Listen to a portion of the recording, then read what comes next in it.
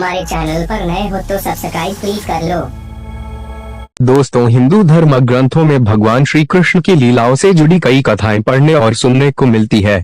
ऐसा माना जाता है कि भगवान विष्णु ने कृष्णा अवतार में ही सबसे अधिक लीलाएं की, इसलिए भगवान श्री कृष्ण को लीलाधर नाम से भी पूजा जाता है। भगवान कृष्ण बचपन में जहां ब्रिज में लोगों के घर से माखन चुरा कर खा लिया करते थे, तो वहीं शास्त्रों में ये भी वर्णन किया गया है कि वे जब युवा हुए तो नदी में नहाते हुए गोपियों के वस्त्र चुरा लिए करते थे। और अधिकतर जनमानस आज भी यही समझते हैं कि श्री कृष्ण नटखट्टा में गोपियों को तंग करने के उद्देश्य से उनका वस्त्र चुरा लिए करते थे, लेकिन ऐसा नहीं था, बल्कि वास्तव में वे गोपियों को ज्ञान देने के लिए ऐसा किया करते थे, जिसका वर्णन हिंदू धर्म शास्त्रों में किया गया है। पद्म पुराण में वर्णित कथा के अनुसार एक दिन गोपियां जब अपने वस्त्र उतार कर नदी में स्नान करने जल में उतरी तो वहीं भगवान श्री कृष्ण एक पेड़ पर बैठकर ये सारा दृश्य देख रहे होते हैं। कुछ देर बाद जब गोपियां नहाने में मग्न हो गई तो श्री कृष्ण चुपके से गोपियों के वस्त्र चुराकर पेड़ पर छुप गए।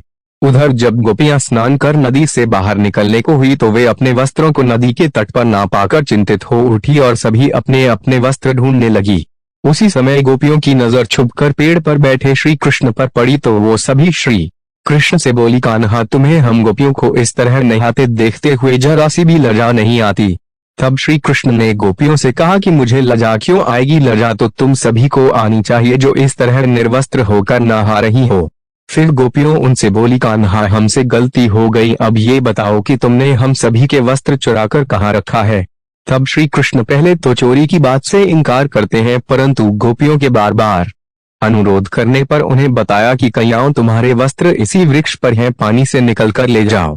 तब गोपियां नियर वस्त्र होने के कारण जल से बाहर आने में अपनी असमर्थता जताते हुए बोली, हम सभी तो नितर वस्त्र हैं, ऐसे में हम जल से बाहर कैसे आ सकते हैं। तब श्री कृष्ण ने कहा कि जब तुम लोग नदी में स्नान करने के लिए गई थी तब भी तो तुम सभी निर्वस्त्र ही थी, फिर अब नदी से बाहर आने में लज्जा क्यों आ रही है। तब गोपियां बोली कि कान्हा, जब हम सभी नदी में स्नान करने आई थी तो उस समय यहाँ कोई नहीं था। ये बात सुनकर श्री कृष्ण कहते हैं, तुम लोगों ने ये कैसे सोच लिया कि यहाँ उस समय कोई नहीं था, क्योंकि मैं तो हर पल हर जगह मौजूद होता हूँ। और हाँ, उस समय मेरे अलावा यहाँ आसमान में उड़ते पक्षियों और जमीन पर चलने वाले जीवों ने तुम्हें निर्वस्त्र देखा।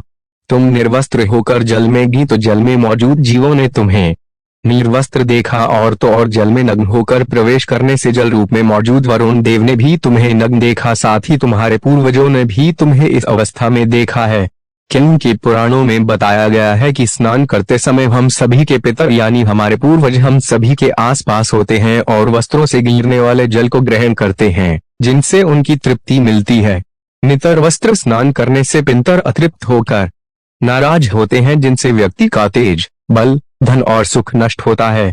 इसलिए कभी भी निर्वस्त्र होकर स्नान नहीं करना चाहिए। उसके बाद श्री कृष्ण गोपियों को वस्त्र लौटते हुए कहते हैं कि कन्याओं, जब तक मनुष्य शरीर श्रम रूपी इस माया के बंधन में बंधा हुआ रहता है तब तक वह मोक्ष को प्राप्त नहीं कर सकता। लेश मात्रा भी मायाबद्ध रहने से मनुष्यों का वैकुंठ धाम में प्रवेश करना असंभव है, और यही समझाने के लिए मैंने तुम्हारे वस्त्र चुराए।